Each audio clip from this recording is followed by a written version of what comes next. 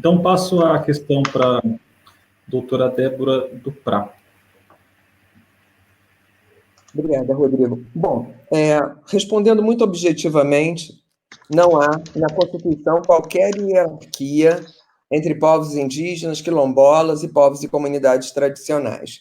Se você pegar, enfim, nós temos o artigo 231 e os artigos 231 e 232 relativos a povos indígenas, o 68 do ADCT falando de quilombolas, e vamos ter dois dispositivos extremamente importantes para alcançar uma diversidade sociocultural até então não conhecida, que está exatamente nos artigos 215 e 216 da Constituição, que vão tratar da cultura, né? A cultura na Constituição de 1988 ela vai ganhar essa dimensão de mundo de vida, né? Que é uma dimensão antropológica, uma dimensão que vem da antropologia, da filosofia, perde aquele caráter monumental, né?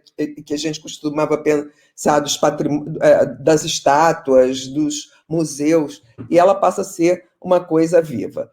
O que ocorre agora, em termos pragmáticos, é que para o direito anterior é um direito de dominação e de invisibilidade, ele vai gerando as invisibilidades. E os invisíveis eles vão se organizando e resistindo, cada qual ao seu modo. Então, os povos indígenas, né, o que a gente chama de povos indígenas, que é uma designação colonial também, foram, enfim, tem documentação mais vasta, porque tem um alvará régio desde 1600 e alguma coisa, e, enfim, documentos dos órgãos tutelares de tal modo evidentes da dominação do que foi o regime de tutela, que você tem ali um artigo constitucional, dois artigos constitucionais muito densos, né? Quilombolas, o que acontece?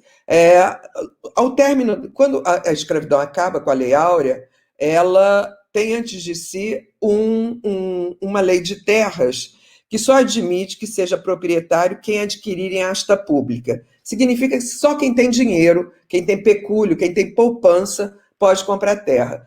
Como, enfim, a grande massa de escravizados estava nas plantations, na plantation, estava no campo, é óbvio que essa população tinha que ela tinha que permanecer em algum momento nesses locais que a gente do direito não via. Então, e lembrando que Rui Barbosa, em 1889, no ano seguinte à abolição da escravidão, determinou a queima de todos os documentos relativos à escravidão, a escravos, a tráfico negreiro, enfim. Então, com muita resistência, se conseguiu colocar esse artigo 68 para um imaginário em que quilombolas eram um traço do passado, enfim, um fenômeno da escravidão sem existência no presente. E povos e comunidades tradicionais, absoluta invisibilidade para o direito até então existente, né? E quando é que eles vão se tornar visíveis, né? Quando exatamente surge a Constituição, no movimento mesmo que gera a Constituição, né? E, enfim, indígenas primeiro, mas quero dizer para assim, mesmo a identidade indígena, ela permanece contestada até os dias atuais. Ser índio na Amazônia é uma coisa, ser índio no Nordeste, no Mato Grosso do Sul, no sul do Brasil, é outra. Nós temos ainda disputas sobre identidades indígenas, né, muito fortemente no Nordeste.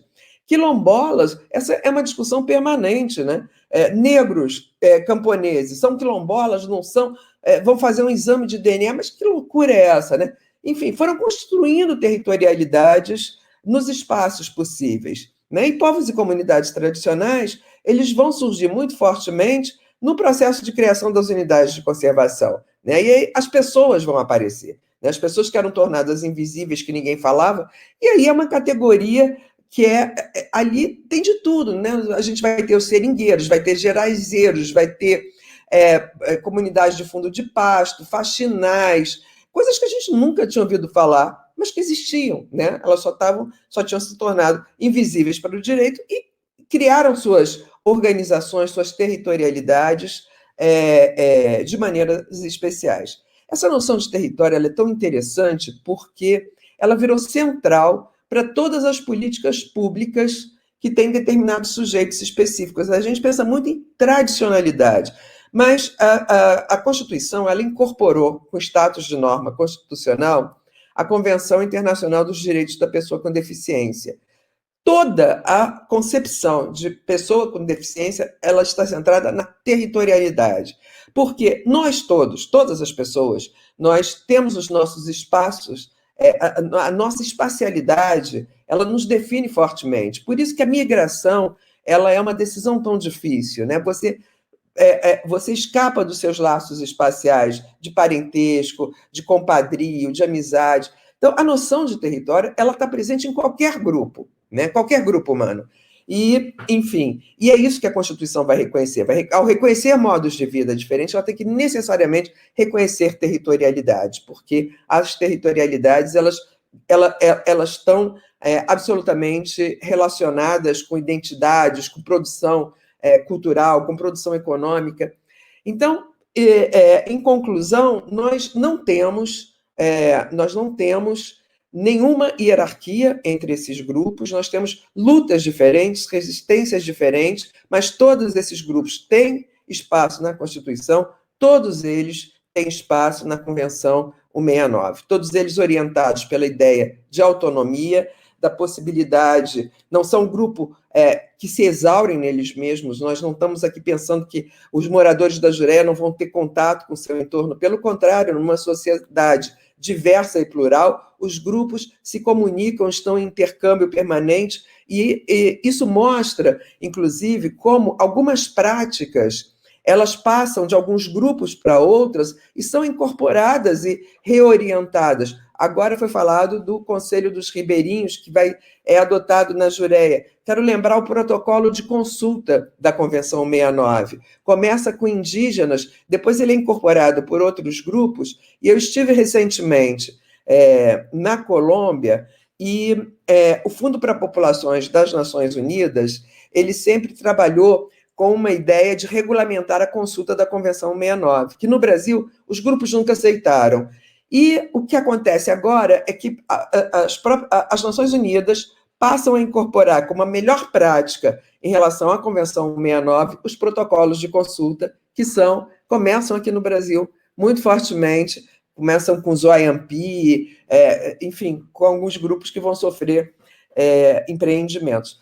Então, é isso, nós temos uma história de esquecimento, de falsificação, de invisibilidade muito forte, né? Só isso é que nos faz, que nos torna assim, surpresos com o fato de termos tanta diversidade e com a possibilidade dessa diversidade dizer quem é.